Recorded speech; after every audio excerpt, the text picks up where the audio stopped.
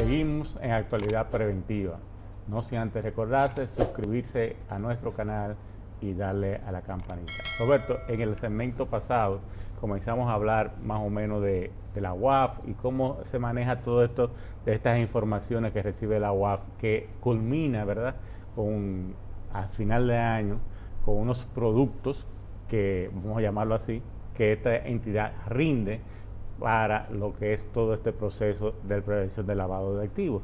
Y te decía que todo conlleva unas etapas dentro de la unidad, como es la recepción, que empieza con la recepción de la información, la clasificación de esa información para determinar qué tan importante, qué tan preponderante, qué tanta calidad tiene esa información, para entonces pasar luego al proceso de análisis. Y en el proceso de análisis se hacen una serie de pasos, como podría ser incluso volver a preguntar a otros sujetos obligados sobre esa persona que se está investigando, o al mismo sujeto obligado alguna información extra que se necesite o que no esté clara en lo que se recibió.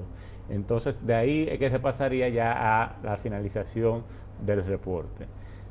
En este informe que emite la UAF este informe estadístico sirve incluso para poder dar un diagnóstico de cómo se ha venido comportando, ¿verdad?, todo esto de lo que es la prevención del lavado de activos, e incluso se utiliza como uno de los mecanismos en las evaluaciones mutuas para poder medir la eficacia de las unidades de inteligencia financiera, qué tan preponderante ha sido todo este proceso que ha manejado la unidad para lo que es la prevención del crimen, que es una de las recomendaciones del GAFI cuando habla de la existencia de las unidades de inteligencia financiera, y también se mide también en el resultado inmediato número 6, que es el que mide la eficacia.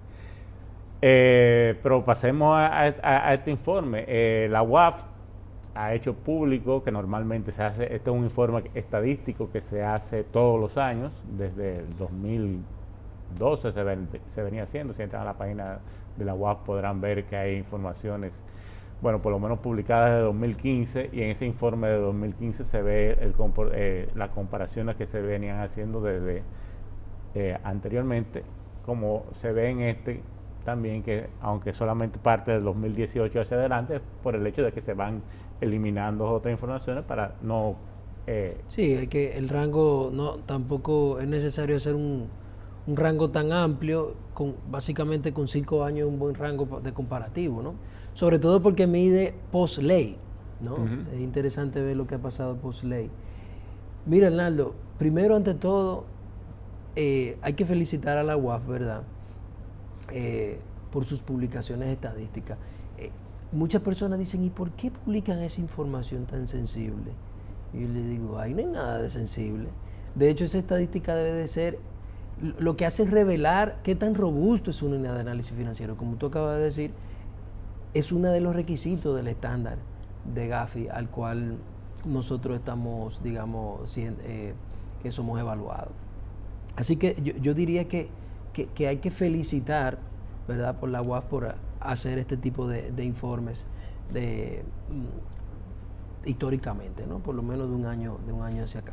Y es interesante tenerlo, porque inclusive nos da información, no solamente revela la transparencia, allí no hay nombres publicados ni nada, pero ayuda al sujeto obligado, ayuda a nosotros, por ejemplo, los consultores, a entender qué se está reportando, cuál es la tendencia, qué está ocurriendo. Y yo creo que eso siempre va a ser interesante analizarlo, y que de hecho entiendo que va a ser parte del propósito de esta conversación.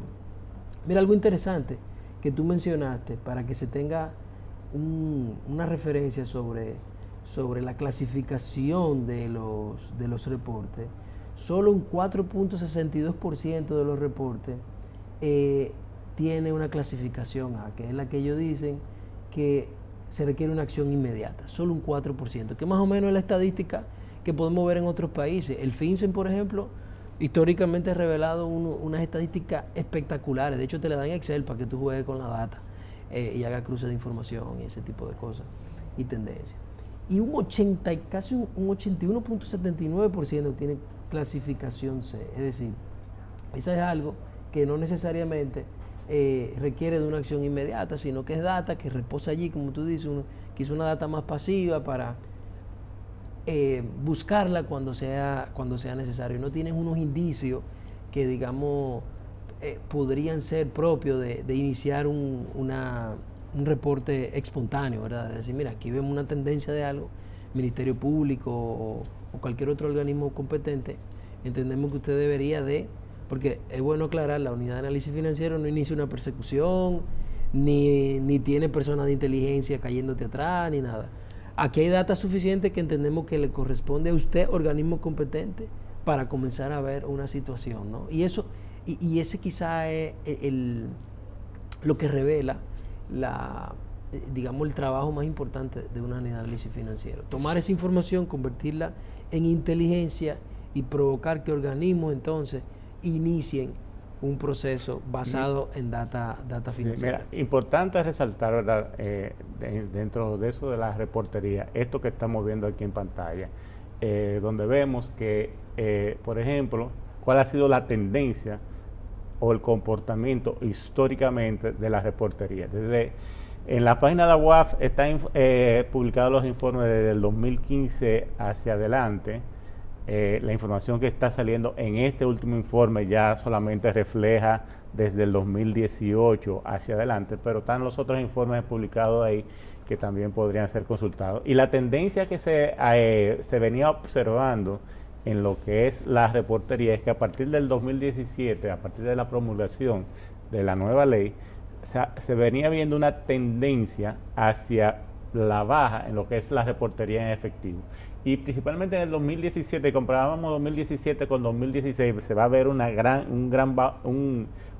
tendencia hacia la baja, y eso se debió a dos factores. El primero fue a que se dejó claramente establecido que las transferencias interbancarias no son en efectivo, y por ende el sector valores que no recibe efectivo deja de reportar las operaciones que hacía y simplemente pasa a reportar operaciones sospechosas, básicamente, porque ya por reglamentación interna se le prohíbe a los puestos de bolsa la recepción de dinero en efectivo en sus cuentas. Entonces, este reporte ya no va a funcionar. Y también la misma limitante del uso del efectivo en algunos sectores también, aunque en ese momento no reportaban, sino que comienzan a reportar en el 2017, pero también eso influye.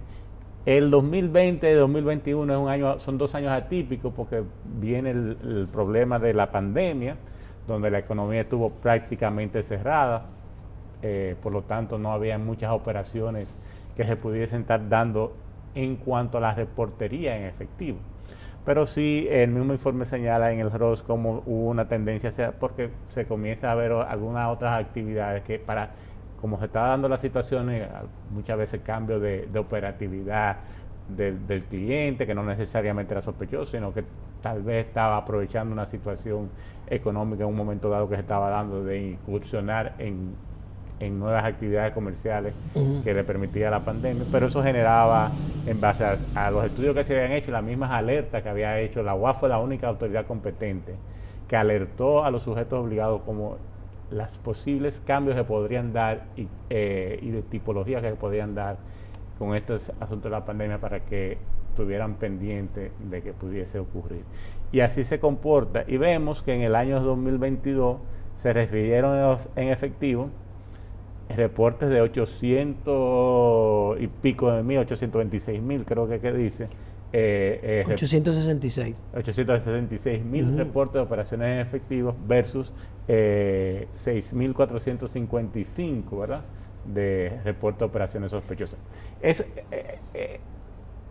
Eso ahí, como desde el punto de vista que yo lo veo, el informe lo justifica, aunque con la reactivación de la economía, de que al reactivarse la economía ha habido nuevamente, ¿verdad? Ese flujo financiero, económico, ha permitido que se sigan haciendo operaciones, que se mejore todas las operaciones.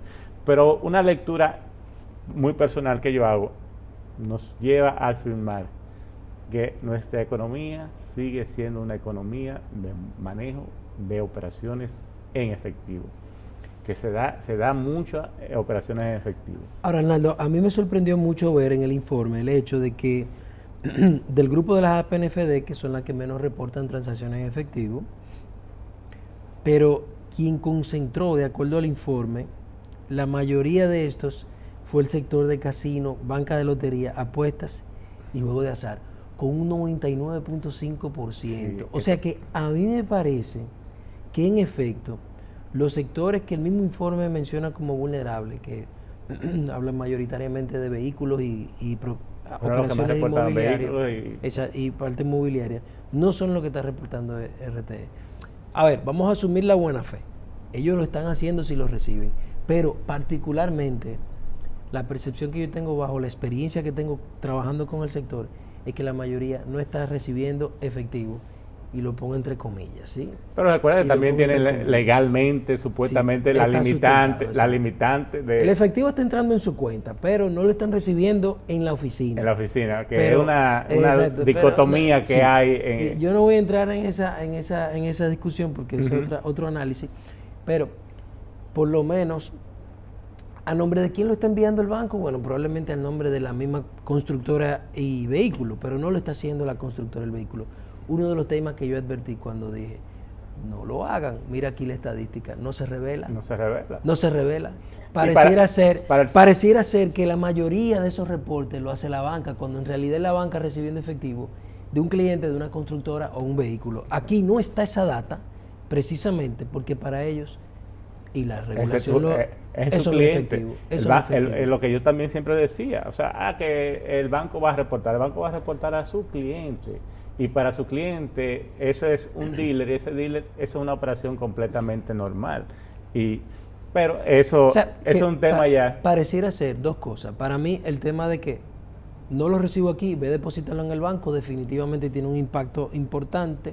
Y número dos, el hecho de que podemos ver de que ya vehículos, los sectores como vehículos e inmobiliario, cada vez se alejan de la funda de dinero, de la caja de zapatos, de los bultos con dinero, y lo mandan al banco. Es una realidad. Y eso que mencionaste de los casinos, mira, llama mucho la atención. Yo no conozco, o sea, yo conozco la regulación, conozco, ¿verdad?, cómo funciona un casino, pero la operatividad del día a día de un casino, qué tan normal es esto. Pero si tú te pones a analizar, cuando tú hablas que los casinos son el sector que más, de la APNFD, que más transacciones en efectivo reportó, ¿qué te está diciendo? Si tú divides el umbral, los $15,000, entre la tasa, vamos a poner una tasa promedio de un 55%, de un 55%, te está diciendo que hay personas que están yendo al casino a jugar con 800 y pico mil de pesos. Incumpliendo con el artículo 64 de la ley que prohíbe las transacciones en efectivo por encima de 250,000 pesos en juegos de azar. Esa es mi segunda reflexión. Los RTE no deberían de ocurrir en el sector de juegos de azar si se le da cumplimiento al artículo 64. Lo que pasa es que no tenemos todavía la aplicación del artículo 64. No tenemos, primero, aunque hubiese el supuesto reglamento, no hay forma de saber de que en realidad ahí se dio o no se dio. ¿Por qué? Porque la transaccionalidad no pasa por ningún tercero. Eso no hay un tercero validando, como en DGI, por ejemplo, con vehículos, como en propiedad inmobiliaria, que no lo tiene, pero lo podría hacer, como en cámara de comercio, cuando tú vas con el capital, y en juego de azar que tú tienes. Tú no tienes a nadie, porque eso no está sistematizado. Y tampoco se notarizan la ganancia del juego. Entonces, a la fin, el artículo 64 está aquí implícitamente incumplido en el 99.5% de los reportes de transacciones en efectivo. Esa es la reflexión final de esa cifra. Otro punto a señalar ahí en cuanto a la reportería es que vemos con las cantidades de reportes, ¿verdad?, que llegan principalmente de operaciones sospechosas, que es el que debemos hacer hincapié porque es el que amerita una investigación. Son una reportería considerable, y precisamente por la cantidad de reportería que amerita que haya unos criterios de selección y de clasificación para tú poder priorizar los recursos hacia dónde va la investigación o qué investigar.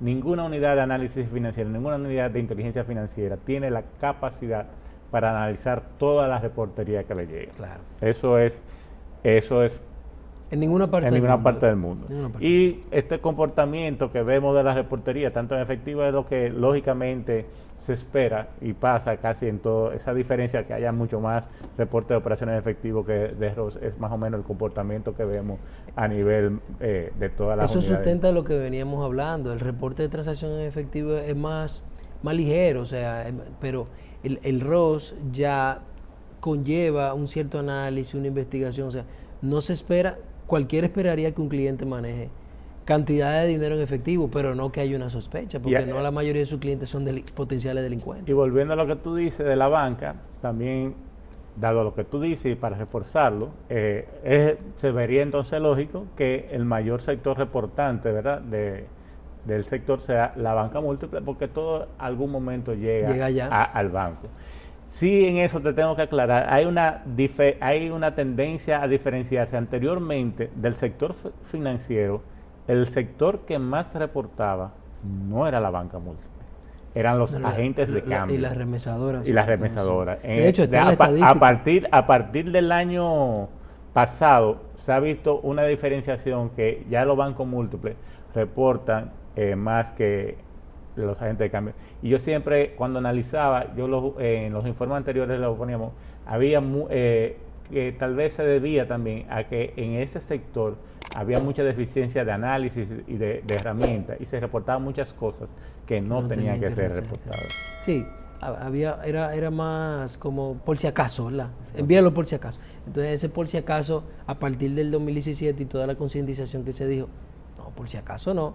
Y además cuando comenzaron a recibir cartas de, por favor, amplíe sobre esto y esto, dicen, señores, dejen de enviar esto de forma alegre porque ya la UAF está diciendo, amplíe eso, que no entendemos este reporte. Entonces ahí cambió esa perspectiva. Ahora, ese aumento en los bancos eso lo vamos a tratar en el próximo segmento. Muy bien.